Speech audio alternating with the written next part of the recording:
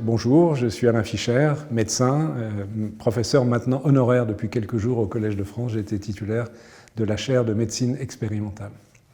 Donc je vais vous parler de la pandémie de Covid-19. Malheureusement, le virus circule, comme chacun le sait. Il y a plutôt même un certain rebond, notamment en Europe, mais pas exclusivement.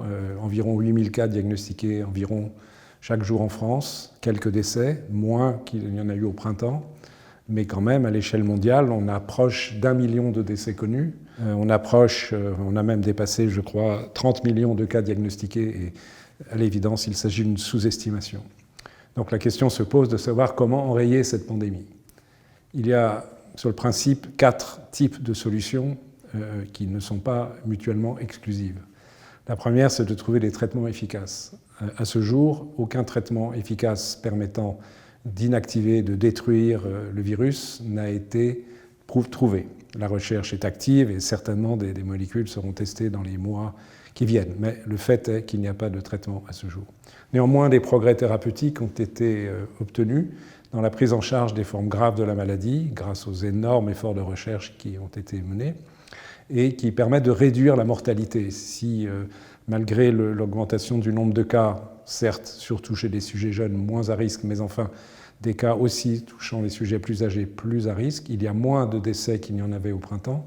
C'est parce que les médecins ont trouvé une partie de solution à travers des nouvelles techniques de ventilation pour aider à la respiration, par l'utilisation des corticoïdes comme médicaments anti-inflammatoires, parce que l'on sait qu'une partie de la gravité de la maladie est liée à une réponse inflammatoire excessive, inappropriée, déclenchée par le virus, et aussi par l'utilisation de médicaments anticoagulants, qui sont des médicaments bien connus, parce qu'on sait que ce virus provoque des thromboses, c'est-à-dire des caillots dans les vaisseaux sanguins et qui ont des conséquences très graves au niveau de la respiration. Donc ce sont des progrès, mais ils sont encore insuffisants.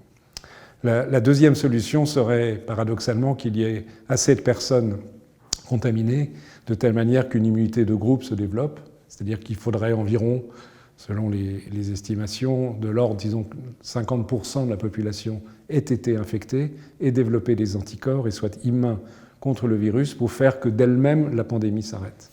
Nous en sommes très loin, puisque aujourd'hui les estimations pour la France et, disons, les pays européens, c'est de l'ordre de 10-15% maximum. Et laisser courir l'infection de telle manière qu'on atteigne ce fameux 50% ne serait pas une bonne idée, parce que cela voudrait dire, malgré les progrès que je viens de mentionner, beaucoup de cas graves, la présence d'un très grand nombre de malades dans les services de soins intensifs, des décès, et aussi même des décès indirects liés à une mauvaise prise en charge d'autres problèmes médicaux. Donc malheureusement, ce n'est pas non plus la solution. Une troisième solution, et je vais la développer dans un instant, c'est la vaccination, donc de prévenir, de protéger la population en les rendant immuns par un vaccin. Je vais développer ce point plus particulièrement. Et la quatrième solution, qui pour l'instant est la seule dont nous disposons, mais qui est limitée, ce sont toutes les mesures d'hygiène et de distanciation, le port du masque, le lavage des mains, etc. Je ne vais pas les détailler ici, mais leur importance est justifiée par le fait que nous n'avons pas d'autre manière à ce jour de contrôler l'infection.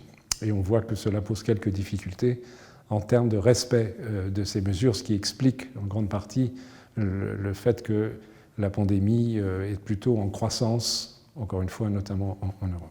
Alors je voudrais discuter plus en détail la vaccination. Comme chacun le sait, la vaccination est un vieux principe de prévention des maladies infectieuses qui a au moins 200 ans d'âge, montré son efficacité pour certaines infections comme la variole, le tétanos, la diphtérie, la poliomyélite, etc. Cette vaccination contre l'infection, contre le virus qui s'appelle le SARS-CoV-2, pose une série de défis que je vais évoquer. Un défi scientifique, un défi technologique, un défi politique et éthique, les deux étant fortement liés. Donc je vais discuter l'un après l'autre ces trois types de défis, donc en sachant qu'aujourd'hui, c'est-à-dire nous sommes en septembre 2020, il n'y a pas de vaccin encore disponible pour protéger la population. Défi scientifique, c'est évidemment de trouver la solution, c'est-à-dire de faire en sorte qu'une préparation vaccinale protège, en l'injectant aux individus, protège un nombre suffisant de personnes, idéalement pour enrayer l'infection. À nouveau, si 50% de personnes sont immunisées, cette fois-ci non pas naturellement, mais par un vaccin et avec un effet durable de l'immunisation, on devrait voir la pandémie s'estomper puis disparaître. C'est le défi. Le défi scientifique, il est relevé de diverses manières, à travers des techniques classiques de vaccination, des vaccins du type de ceux que l'on a développés au cours des dizaines d'années passées, sous forme de virus inactivés, de virus vivants atténués, je ne vais pas entrer dans les détails, mais à cela s'ajoutent d'autres stratégies, des stratégies plus nouvelles, on pourrait dire innovantes, qui consistent à utiliser les outils de la biologie moléculaire pour produire soit la protéine, soit même encore plus innovante, enfin la protéine, une protéine importante pour induire une immunisation, soit peut-être encore plus innovant des acides nucléiques, des acides ribonucléiques ou acides désoxyribonucléiques, l'ADN d'une partie du virus, pour entraîner une réponse immune. Donc beaucoup de stratégies différentes et on ne peut que se louer du fait qu'il y ait plusieurs approches possibles, ce qui augmente d'autant les chances de succès, bien évidemment. Derrière toutes ces stratégies, il y a une mobilisation internationale assez remarquable, même si elle n'est pas coordonnée, j'y reviendrai.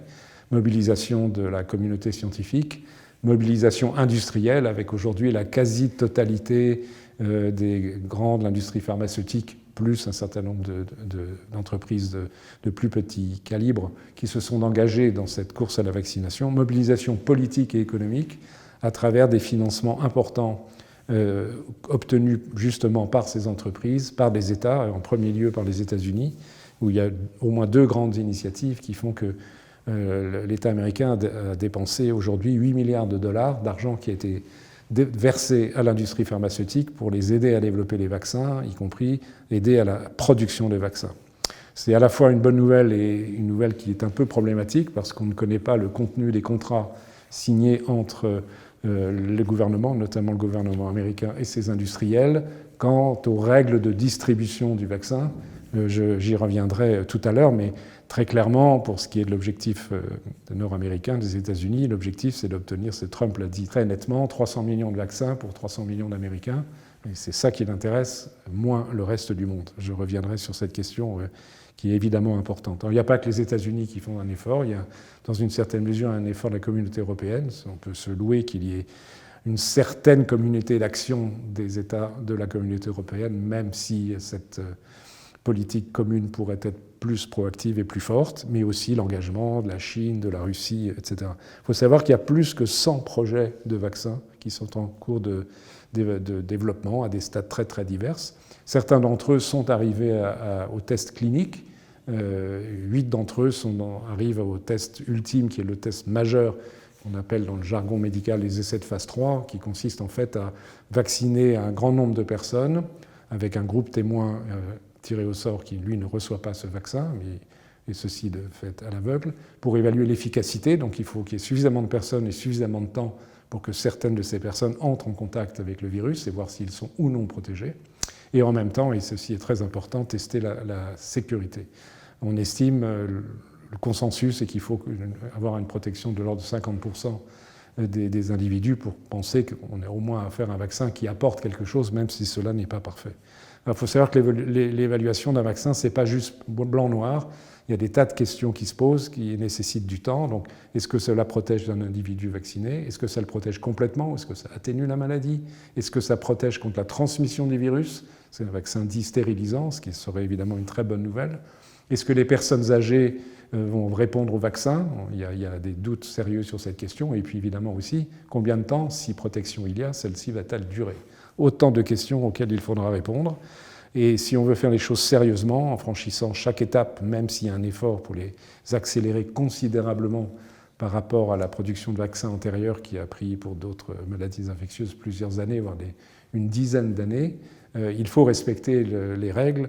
Et les règles impliquent évidemment les notions de façon très rigoureuse d'apprécier à la fois l'efficacité et la sécurité. Je ne vais pas entrer dans les détails, mais il y a des questions très très précises de sécurité. Il faut au moins 6 mois de temps et tester pour chaque vaccin de l'ordre de 30 000 personnes à peu près. Ce sont la taille des essais en cours, donc de très gros essais, pour avoir ces réponses. Ce qui veut dire que, sachant que les premiers essais ont débuté en juillet, si on veut faire les choses dans les règles de l'art, et on va revenir sur le fait qu'il y a quelques doutes sur cette question, eh bien, il faudra attendre largement le début de l'année prochaine pour avoir des réponses, avant d'envisager, dans certaines conditions, de proposer une vaccination d'une partie de la population, beaucoup de questions de savoir qui devra être prioritaire. Donc ça, ce sont les questions scientifiques qui doivent être régulées et qui doivent être régulées à l'échelle internationale avec certaines actions que l'on peut considérer comme satisfaisantes et d'autres moins, voire pas du tout. Ce qui a été à peu près obtenu par l'Organisation mondiale de la santé, c'est que les critères d'évaluation des vaccins soient partagés, soient les mêmes, que chacun soit évalué de la même façon, ce qui est évidemment indispensable. Par contre, ce qui n'existe pas aujourd'hui et qu'on peut fortement regretter, c'est l'absence d'évaluation comparative, par exemple, qui serait dans un même essai de ces vaccins, de tester plusieurs d'entre eux avec le même groupe contrôle, ce qui d'ailleurs ferait une économie de sujets et permettrait d'aller plus vite. Impossible d'obtenir cela. Ce qui n'est pas non plus obtenu, c'est le partage des données, c'est-à-dire que chaque industriel garde soigneusement pour lui l'accès aux données obtenues. Donc le système n'est pas parfait, mais néanmoins il avance. Le deuxième défi que j'ai évoqué, c'est le défi technologique. Le défi technologique, c'est de produire en très grande quantité, des milliards, si on raisonne à l'échelle de la planète, et évidemment c'est à l'échelle de la planète qu'il faut penser pour enrayer la maladie. Ce n'est pas en enrayant la maladie aux États-Unis, en Europe, qu'on l'arrêtera complètement, et dans ce cas-là, elle reviendrait dans nos pays. Donc il faut des milliards de doses, probablement beaucoup, parce qu'il faudra sans doute au moins 2 doses de vaccin par personne.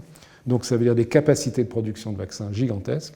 Donc ceci a été anticipé, notamment donc par des investissements industriels grâce à des aides gouvernementales importantes. Et par exemple, on estime, et là les données, ça dépend des organismes qui estiment qu'on aura entre 1 et 4, 6 vaccins efficaces il y a, évidemment, et un vaccin, il faut mettre un S entre parenthèses, c'est pas la même chose s'il y en a un ou plusieurs.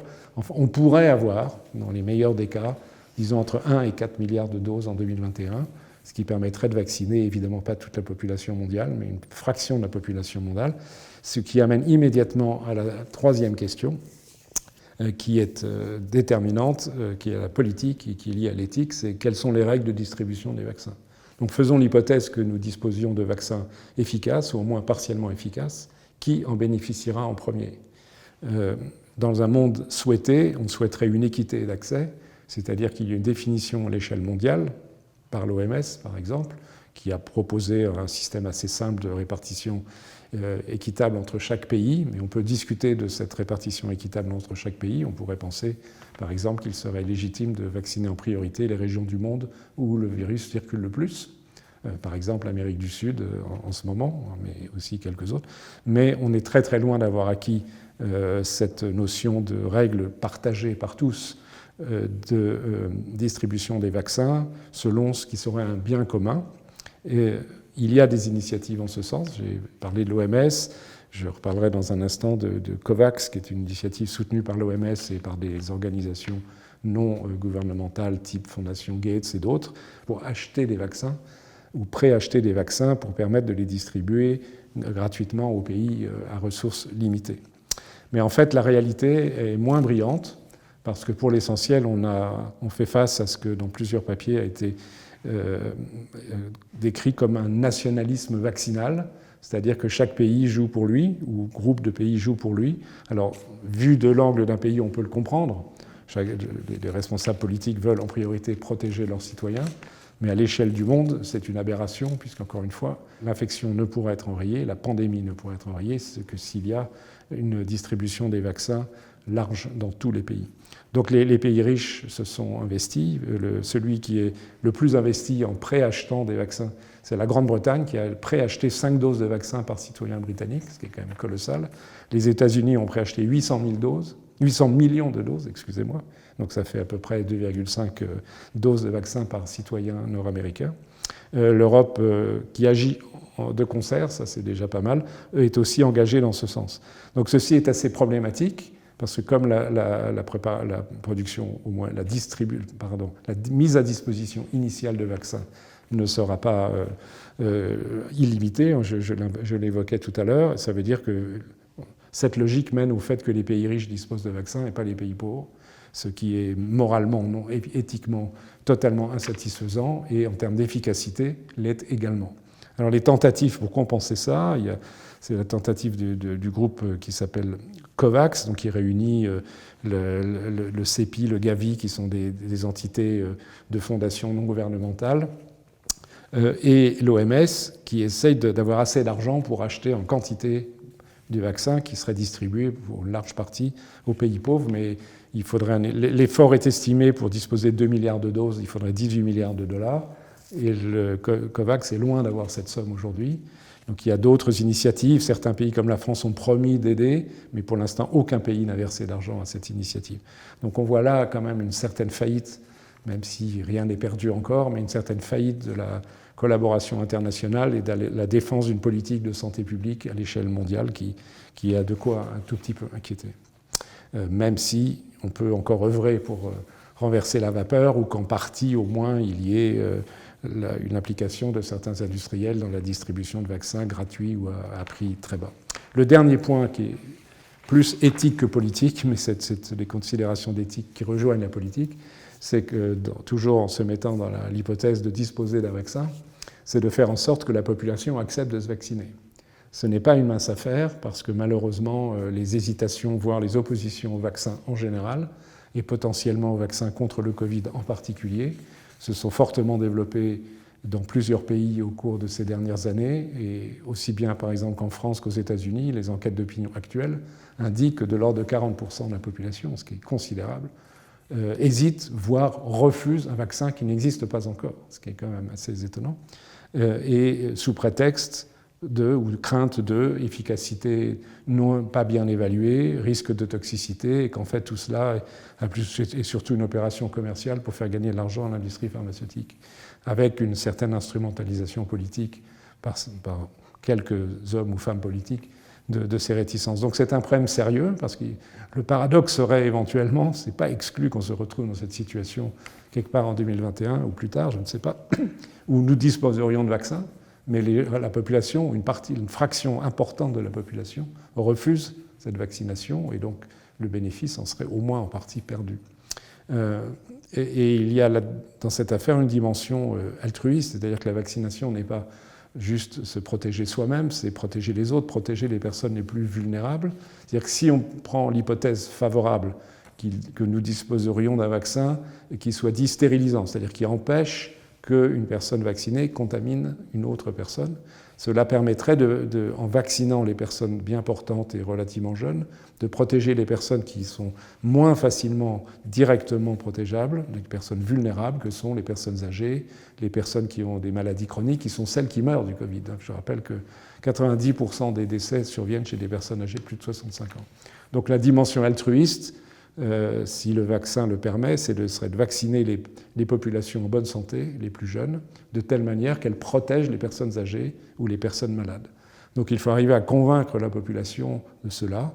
Cela passe par des politiques de communication bien menées, en toute transparence, qui soient évidemment honnêtes, complètes sur l'analyse entre les bénéfices et les risques. Essayer de faire participer autant que faire se peut la population et certaines associations de citoyens ou de personnes atteintes de maladies chroniques qui sont prêtes à s'engager en ce sens, et dans quelque chose qui pourrait ressembler à un contrat social, c'est-à-dire que je m'engage dans un contrat en me vaccinant, je me protège moi-même et, espérons-le, je protège les autres. Est-ce que ce discours arrivera à surmonter les hésitations ? On peut l'espérer, mais ce n'est pas sûr, il ne suffit probablement pas.